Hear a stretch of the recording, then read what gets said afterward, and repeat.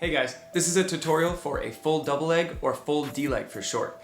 This was requested by one of my students, Carson, and I wanted to do tutorials on this channel for a little while and I haven't had the time yet, so I'm starting now. To start with full twist D-leg, you definitely want a full twist and a double leg before trying this. But it's not 100% necessary, and I'm going to teach you with mats and without mats, so regardless of whether you're learning it in grass or in a gym, you can still be successful learning this.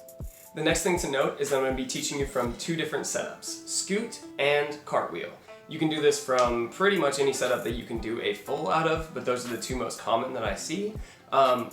Cartwheel is probably the easiest, but I don't like how a lot of tutorials just lump them together. It's like cart full or scoot full or round off full, that kind of thing. Those are your setup moves, but understanding what the actual twisting movement and how to spot and how to do the move is really what's going to help you be able to do it from any setup. So the first goal is to master your setup. If you're doing a cartwheel, you want to make sure that you can stand up fully and bounce out of that cartwheel, maybe do a cart front out of it, that kind of thing. If you're doing scoot, then you want to make sure that you pivot all the way around, facing 180 from where you took off, and you can jump out of that. Same thing, you might want to be able to do scoot backflip, scoot flash kick, that kind of thing before trying this. You definitely obviously want cart full and scoot full if you are trying the scoot full D-leg, but again, we're going to be kind of putting this together as one motion later on. All right. So the first method we're going to go over is grass or no mats at all, or spring floor, just open space. So it helps if you have a double leg by itself. If you can do this first, then it'll be much easier to accomplish this. But if you don't, you can think of this as a side flip where you pike. Your head stays a little more upright than in a side flip. In a side flip, you go over yourself, but it feels very, very similar, and you can kind of scale it back from the side flip and start piking more and more until it looks more like a D-leg. But when you are doing a full double leg, a lot of times your head is parallel with the ground rather than necessarily up, but you want it to be sort of a 45 when you're doing this anyway. If you don't have a side flip yet and you want to work on the pike itself and you want to work on it with the full motion, then what I'd recommend is practicing from a backside stance.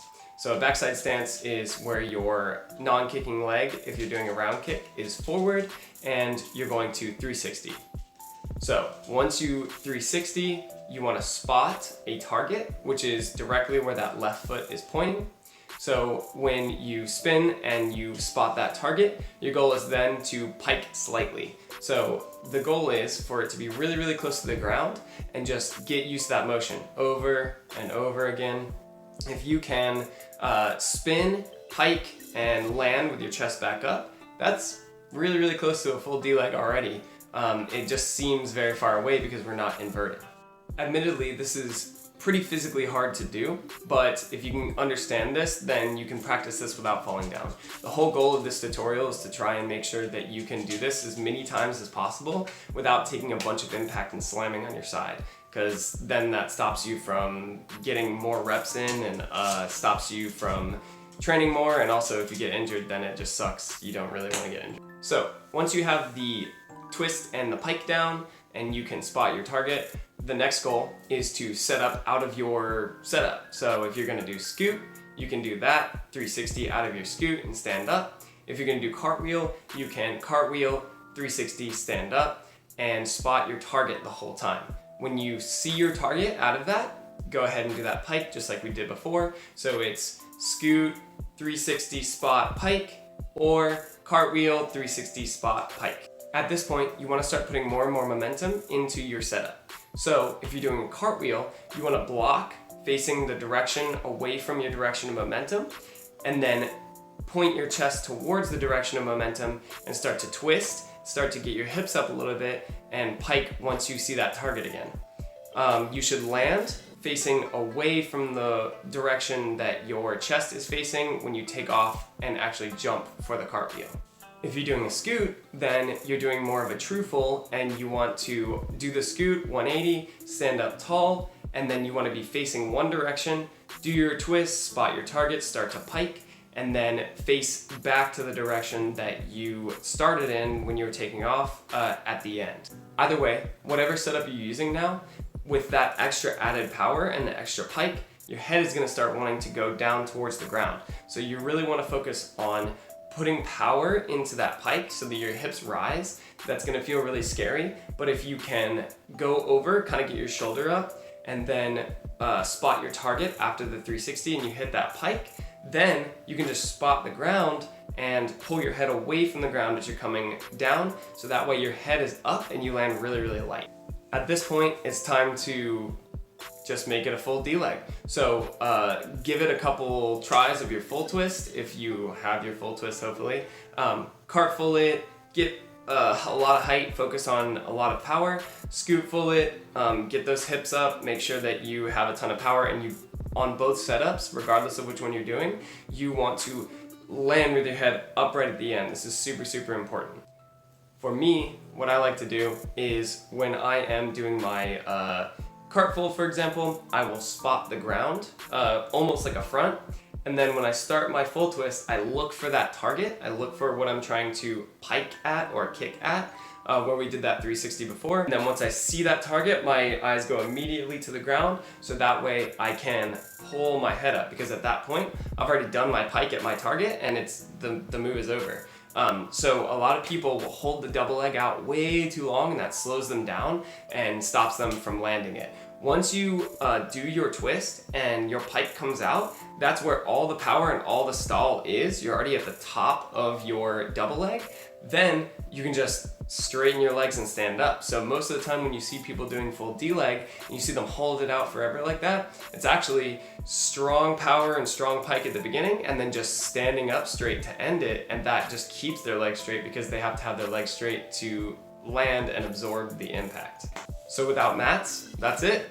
Go for it with whatever setup you like and give it a lot of power and you'll most certainly land it. If you get stuck at any point, just go back to the previous progression and do that until you feel comfortable, and then keep drilling it and you'll totally land that.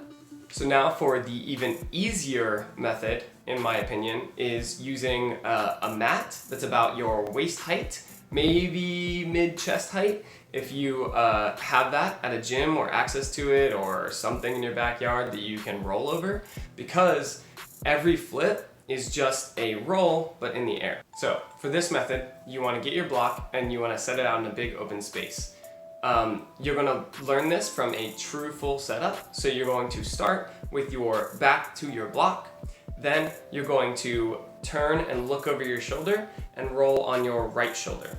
If you have trouble with this, then you probably don't have your full yet, but you can start facing it like a front flip and front, then turn onto that right shoulder, and then end facing the way you should have started facing, so end facing that block.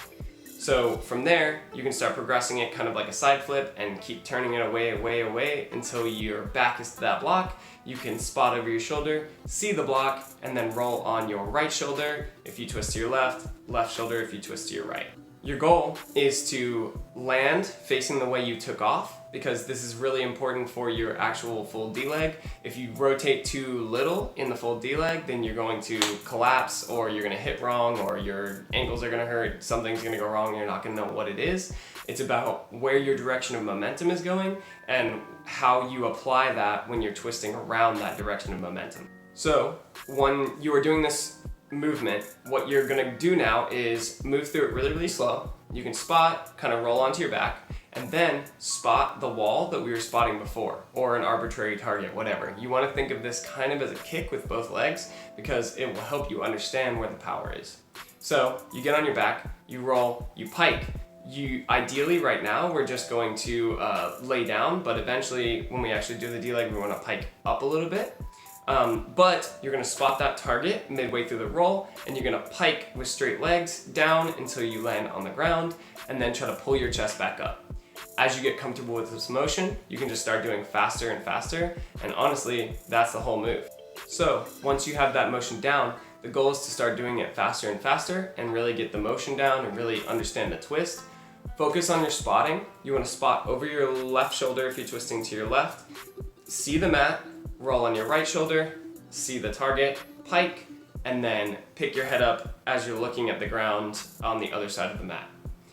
Once you get really, really comfortable with this, I'd recommend doing like a cheer step into it. So you want to step back, throw your arms over your shoulder, do the roll, make sure you have it clean, and then you can start putting the setup into it. So let's start with scoot as a setup because it is the one that is the closest to that full that you just did with the mat. So what you're gonna do is scoot and land with your back squared up with that mat. So then you can do it the same way as you just did the cheer step. You can spot, do the pike, do everything normal, and it'll feel the same. One key thing you want to focus on is extending in your scoot. Make sure you're far enough away so that you can actually put power into this, because if you crunch up your scoot, like a lot of people do with their scoots, then you'll have almost no power out of it and you just be like, oh, scoot sucks, I can't do anything out of this. Focus on being far away. You're pivoting around that hand. You're landing on your left foot first and then standing up to land on your right foot. Obviously, oppo if you do oppo. Once you get used to this, it's just as simple as doing the scoot, spotting, and yeeting it over the mat, and picking your head up at the end. You want to do this over and over again and really understand the motion, and then take away the mat, go a little higher than normal, and you got the move.